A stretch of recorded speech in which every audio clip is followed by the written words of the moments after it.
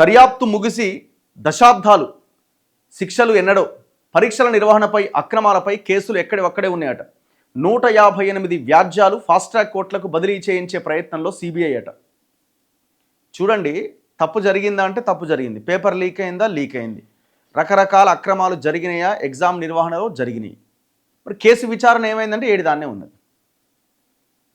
అసలు ఎందుకు మరి ఇంత భయంకరంగా ఉన్నది అంటే, పిల్లలు బయటకు వచ్చి పోరాటం చేసి ప్రభుత్వం యొక్క మెడలు వంచి పార్లమెంట్లో పేపర్ లీకేజీల మీద ఒక ప్రత్యేక చట్టం, ఉన్న చట్టాన్ని సవరించి ఆ బిల్లు తీసుకొచ్చి ఆ బిల్లుకు రాష్ట్రపతి సంతకం పెట్టి చట్టంగా మారిస్తే తప్ప దీని మీద చర్చ జరగదా ఈ దేశంలో? గవే వ్యవస్థలు కదా విచారించేవి. మరి ఎందుకు విచారించలేకపోయినాయి అంటే, ఎవడైతే ఈ పేపర్ లీక్ చేసిండో ఆ పేపర్ లీక్ చేసిన వాళ్ళు కానీ ఈ ఎగ్జామ్ నిర్వహణలో అక్రమాలు చేసిన వాళ్ళంతా సామాన్యులో లేకపోతే ఊరు పేరు తెలవనోడో ఎవడో కాదు. అంతా ఆ ఎగ్జామ్ పేపర్ నిర్వహించేటువంటి వాళ్ళు ఎవరైతే ఉన్నారో వాళ్ళని ఎవరిని అపాయింట్ చేస్తారు? పొలిటికల్ లీడర్లు, ప్రభుత్వాలు అపాయింట్ చేస్తాయి. సో రాజకీయ నాయకులు ఇందులో ఉండడం ఒక కారణం అయితే, రాజకీయ నాయకుల ఇన్వాల్వ్మెంట్ ఉండడం ఒక కారణం అయితే, అధికారులు ఎవరైతే ఉన్నారో వాళ్ళ ఇన్వాల్వ్మెంట్ కూడా ఉన్నది. సో ఈ ఈ ఇన్ఫ్లుయెన్స్ ఉన్నటువంటి వర్గాలు ఈ పేపర్ లీకేజ్లో, ఈ పేపర్ అక్రమాల్లో ఉండడంతో ఆ కేసులు ముందుకు పోవు. ఫర్ ఎగ్జాంపుల్ ఏసీబీ కేసులు తీసుకోండి.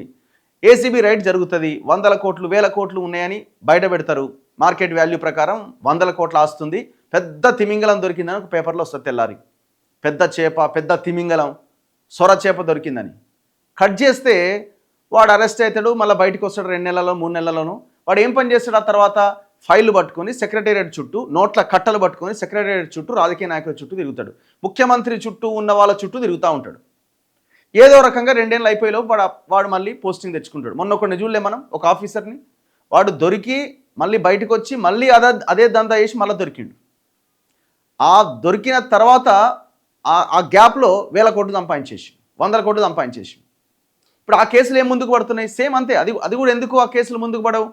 అధికారులు, రాజకీయ నాయకులు, మొత్తం వ్యవస్థ మొత్తం భ్రష్టు పడుతున్నదిగో వీళ్ళ వల్లనే. అందరూ అనట్లేదు మనం, కొంతమంది, ఒక సెక్షన్. ఇప్పుడు ప్రభుత్వంలో ఉన్న రాజకీయ నాయకులు పాలన ఇవన్నీ వ్యవహారాలు చూడాలి. అధికారులు ఏం చేయాలి? అడ్మినిస్ట్రేషన్ వ్యవస్థను మొత్తం వాళ్ళ చేతిలో చూడాలి. వీళ్ళకి హెడ్ ఎవరు? ముఖ్యమంత్రి. వీళ్ళకి హెడ్ ఎవరు? ప్రభుత్వ ప్రధాన కార్యదర్శి. అసలు వీళ్ళ ఐడియాలజీ ఏంది? వీళ్ళ లైన్ ఏంది? ఉద్యోగం పొందగానే మింగాలి, అధికారంలోకి రాగానే మింగాలి. ఇదే ఆలోచనతో పనిచేసినప్పుడు ఈ కేసులు ఇట్లనే ఉంటాయి. సింపుల్. ఇంతకంటే గొప్పగా మనం ఊహించేది ఏంది? 158 కేసులట. ఇవన్నీ అట ఫాస్ట్ ట్రాక్ కోర్టులకు బదిలీ చేసే అవకాశం ఉందట. విద్యార్థులు కఠోర శ్రమతో సన్నద్ధమయ్యే పోటీ పరీక్షల నిర్వహణలో చోటు చేసుకుంటున్న అక్రమాలకు బాధ్యులైన వ్యక్తులను శిక్షించే ప్రక్రియలో అసాధారణ జాప్యం చోటు చేసుకుంటోంది. ఈ పరిస్థితి వ్యవస్థలపైన విశ్వాసాన్ని సన్నగిల్లేలా చేస్తోంది. అక్రమార్కులు మరింత రెచ్చిపోయేందుకు కారణమవుతోంది. ప్రతిష్టాత్మక దర్యాప్తు సంస్థ సిబిఐ స్వయంగా పర్యవేక్షించిన కేసుల్లో కూడా నేరగాళ్లకు ఇంతవరకు శిక్షలు పడకపోవడం శోచనీయం. మరి సెంట్రల్ బ్యూరో ఆఫ్ ఇన్వెస్టిగేషన్ ఈ దేశంలో అత్యున్నతమైన దర్యాప్తు సంస్థ, మరి సిబిఐ కూడా ఇన్వెస్ట్ చేయలేకపోయిందంటే మరి సిబిఐని కూడా మేనేజ్ చేసినట్టేగా. ఎందుకు దొరకరు అసలు దొంగలు చెప్పండి? దేశవ్యాప్తంగా ఇటువంటివి 158 కేసులు పలు కోర్టుల్లో విచారణ కోసం నిరీక్షణలో ఉన్నాయి. వీటిలో కొన్ని 2 దశాబ్దాల క్రితం నమోదైనవే ఉన్నాయి, అంటే దాదాపు 20 ఏళ్ల కింద నమోదైనవి. ఈ కేసులన్నింటినీ ఫాస్ట్ ట్రాక్ కోర్టులకు బదిలీ చేసేలా ఆయా హైకోర్టులను సంప్రదించాలని సిబిఐ నిర్ణయించింది. తాజాగా పేపర్ లీకుల వ్యతిరేక చట్టం కింద వివిధ రాష్ట్రాలు ఫాస్ట్ ట్రాక్ కోర్టులను ఏర్పాటు చేస్తున్న నేపథ్యంలో సిబిఐ నిర్ణయం ప్రాధాన్యం సంతరించుకుంది. విచారణలు త్వరగా పూర్తయ్యేందుకు ప్రత్యేక న్యాయవాదులను సమకూరుస్తామని కోర్టులకు సిబిఐ విన్నవించబోతున్నదని సంబంధిత వర్గాలు వెల్లడించాయి. ఢిల్లీలో 25 కేసులట. దేశ రాజధాని ఢిల్లీలో 2000 సంవత్సరం నుంచి సిబిఐ దర్యాప్తు పూర్తయినప్పటికీ సుమారు 25 కేసులు విచారణకు నోచుకోకుండా పడి ఉన్నాయి.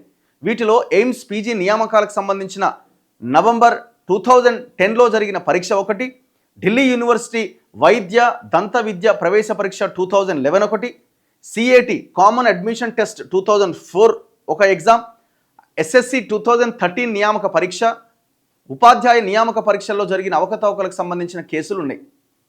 బీహార్లో 5 ఉన్నాయి. నీట్ 2024 పరీక్ష పత్రం లీక్కు సంబంధించిన 3 కేసులు సహా బీహార్లో 5 కేసులు ఉన్నాయి.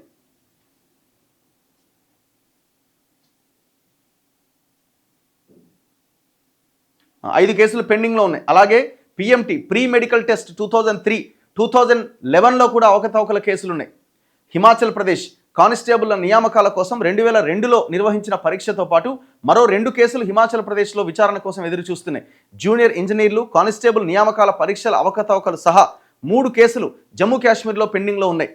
నీట్ 2024 పరీక్షకు సంబంధించి జార్ఖండ్లో 5, కర్ణాటకలో 5, మహారాష్ట్రలో 3 కేసులు, రాజస్థాన్లో 8, తమిళనాడులో 14, పశ్చిమ బెంగాల్లో 10, ఉత్తరప్రదేశ్లో 10 కేసులు విచారణకు నోచుకోకుండా ఉన్నాయి. అట్లనే జాప్యంతో నీరుగారే ప్రమాదం. విచారణలో జరిగే కాలయాపనతో నేరస్తులను శిక్షించే అవకాశాలు తగ్గిపోతాయని ప్రభుత్వ వర్గాలు పేర్కొంటున్నాయి. ఏళ్లు గడిచే కొద్దీ సాక్షుల వయసు పైబడడం, అందుబాటులో లేకపోవడం, వారి జ్ఞాపక శక్తి సన్నగిల్లడం, నిందితులను గుర్తించడం కష్టతరం కావడం, సాక్ష్యాలు తరచుగా మారిపోవడం, దర్యాప్తు అధికారులు, న్యాయవాదులు, న్యాయమూర్తులు బదిలీలకు గురవడం వంటి పరిణామాలు కేసుల విచారణను జటిలం చేస్తాయని వాదిస్తున్నాయి. పర్యవసానంగా పరీక్షల అక్రమాల కేసులు చివరికి నీరుగారిపోయే ప్రమాదం ఉందని ఆందోళన వ్యక్తం చేస్తున్నాయి. ఇప్పుడు 20 ఏళ్ల కింద కేసు ఇవాళ ఫాస్ట్ ట్రాక్ కోర్టు పెట్టి విచారణ స్టార్ట్ చేసినాం అనుకుందాం, తెగుతుందా అండి అది? అసలు ఆ సాక్షి ఉన్నాడా లేడా, అప్పుడు వాడి ఏజ్ ఎంత, 20 ఏళ్ళ తర్వాత వాడి పరిస్థితి ఏంది? ఇక కేసు ముందుకు పడుతుందని మనం అనుకోవడానికి ఏమన్నా ఒక్క 1% అన్న అవకాశం ఉందా, స్కోప్ ఉందా? ఈ ఈ ఈ మన దేశంలో ఈ చట్టాలు, ఈ వ్యవస్థ, చట్టాలు ఉన్నాయి, అన్నీ బాగానే ఉన్నాయి, పని చేసేటోళ్ళు లేడు కదా, పని చేయించని ఇచ్చే అవకాశం లేదు కదా, మొత్తం పొలిటికల్ ఇన్ఫ్లుయెన్సే. ఇప్పుడు ఆ సిబిఐకి కానీ ఇంకేదన్నా దర్యాప్తు సంస్థ కానీ ఫ్రీ హ్యాండ్ ఇచ్చేస్తే నెల రోజులలో కేసు మొత్తం తేలిపోతుంది.